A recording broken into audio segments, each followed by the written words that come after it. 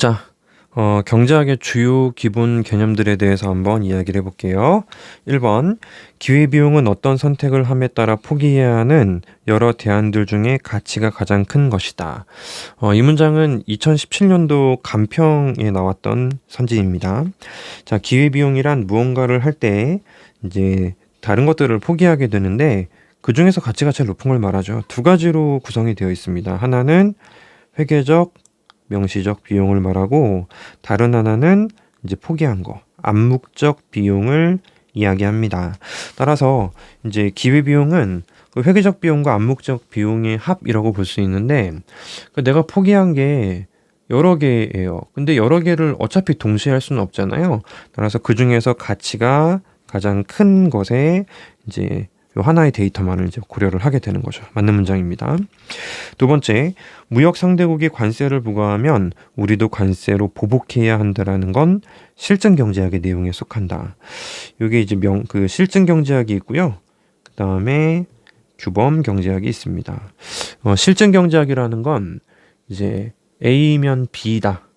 규범 경제학이라는 것은 A다. 그러니까 B를 하는 게 좋겠다. B를 해야만 한다. 이걸 이제 우리는 규범 경제학이라고 합니다. 실증 경제학이 아니죠. 이건 이제 규범 경제학이 되어야 할 것 같습니다. 틀린 문장이고요. 자, 세 번째, 환율, 외환 보유액 GDP는 저량이고 소비 투자량 물가 상승률은 유량이라고 합니다. 자, 기억나실 거예요. 저량이라고 하면은 일정 시점에 측정이 가능한 것을 말하고 유량이라고 한다면은 일정 기간으로 측정을 해야 되는 데이터가 필요한 내용들을 말하죠. 환율, 지금 환율 얼마 측정 가능하고요. 외환 보유액, 정부가 달러를 얼마나 쌓아놨는지 측정이 가능하고요. GDP는 유량이 되겠습니다. 따라서 GDP 쪽에서 틀렸기 때문에 문장 자체는 틀렸고요. 소비 투자량, 일정 기간 동안의 총소비, 일정 기간 동안의 투자 이렇게 해야죠. 바로 지금 몇 시 몇 분의 소비, 몇 시 몇 분의 투자는 어색하잖아요. 물가 상승률, 지금 몇 시 몇 분 물가 상승률 역시 어색하죠. 일정 기간 동안에 이제 지난달 대비 물가가 많이 올랐어. 이렇게 이제 유량 개념으로 접근을 할 수 있습니다. 4번, 모든 고정 비용은 매몰 비용이다라고 하는데요. 얘는 이제 2017년도 간평에 나왔던 문제예요. 뭐 어려운 문장은 아닙니다.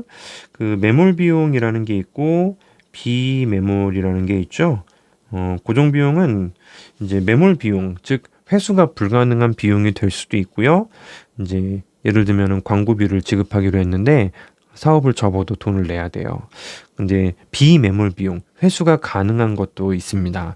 그래서 뭐 예를 들어서 뭐 전세금을 내고 매달 얼마치를 비용으로 계산하는 중이었는데 이제 사업을 접으면은 전세금을 돌려받으면서 이제 그런 돈들은 앞으로 들지 않잖아요. 그래서 고정 비용은 매몰 비용이라는 개념뿐 아니고 비매몰 비용도 포함을 하고 있습니다. 따라서 4번 틀렸죠. 5번, 생산이 증가할수록 기후비용이 체감하는 경우에는 두 재화의 생산 가능 곡선이 원점에 대해서 볼록한 형태이다. 그나마 조금 난이도가 있는 문장이 나왔습니다. 자, 그래프를 한번 그려보려고 하는데 이제 기회비용이라는 표현을 썼어요. 그러니까 X 생산할 때 돈이 얼마 들어요? 라는 질문이 나올 수 있잖아요. 10,000원이요. 근데 생산을 하다 보니까 기회비용이 체감한다면 10,000원에서 8,000원에서 7,000원, 6,000원 이렇게 비용이 덜 들어가는 거예요. 근데 여기서 이제 돈으로 비용을 답하는 게 아니고 X 증가 시 포기해야 되는 Y제와의 개수로 답을 하겠다라는 것입니다. 그래서 이제 그림으로 한번 표현을 해볼게요.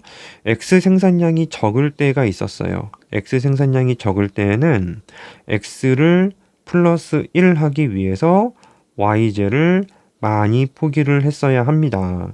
그런데 자, X 생산량이 많을 때에는 똑같이 플러스 1을 할 때 기회비용이 체감한다.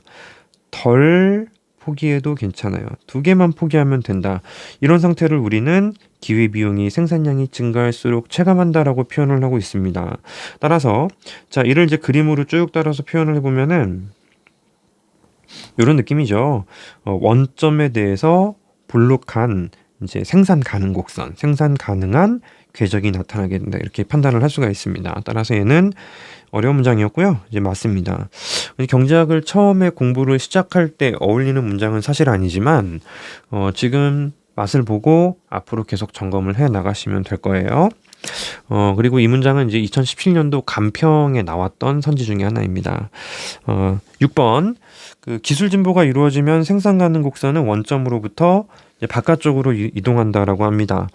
이 문장은 2017년도 지방직 7급에 나왔던 문장이네요. 지방직 7급에 나왔던 문장인데요. 기술 진보가 일어나면은 이제 생산 가능 곡선은 생산 가능한 궤적을 말하는 것이죠. 이 생산 가능 곡선도 이제 조금 평범한 형태로 가정해서 그림을 먼저 그려봤는데, 여기 이제 의미하는 거는 그 갖고 있는 재원을 활용해서 X도 생산하고 Y도 생산할 때 가능 선들을 말해요. 그런데 이제 기술 진보가 이루어졌으면은 모든 노동과 자본 등 생산 요소를 X에만 몰입했을 때 만들 수 있는 수량이 증가할 것이고, 모든 노동과 자본을 Y에만 투입했을 때 만들 수 있는 생산 가능 궤적도 점도 늘어나게 될 것입니다. 그렇다면은 생산 가능 곡선은 이렇게 바깥쪽으로 이동을 할 수가 있겠죠. 따라서 얘는 정확히 맞는 문장입니다. 말씀드린 것처럼 2017년도 지방직 7급에 등장했던 선지였고요. 7번. 절약의 역설, 농부의 역설은 구성의 오류에 해당한다. 이것도 우리가 공부를 하고 이 강의 시청하시는 거 맞죠?